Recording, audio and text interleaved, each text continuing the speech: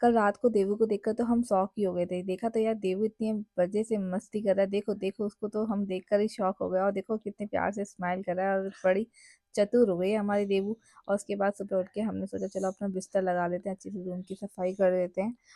फिर हमने मीकू को नहला-धुला के धूप लगाई और उसको सोचा चलो तुम धूप में बैठो, हम तब तक तुम्हारे लिए कुछ बना के लाते हैं। तो यहाँ पे मैंने मीकू के लिए कुछ बताया नहीं था, उसके लिए सरप्राइज़ रखा था। तो यहाँ मेरे पास मलाई रखी थी, थोड़ी-सी इसकी क्रीम बनाई थी और उसके बाद मेरे पास कुछ ओरियो बिस्किट रखे थे। उसको मैंने थोड़ा बिस्किट को भी मैंने थोड़ा ग्राइंड कर दिया था। ग्राइंड करने के बाद मैंने इसको केक बना दिया था। इसका केक बनाने के बाद और क्रीम भी रेडी हो गई थी और उसके बाद मैंने क्रीम को और केक को मैंने मिक्स करने के बाद अच्छे से इसको डेकोरेट कर दिया था, जिससे लगे कि यार वाओ! कैसा है?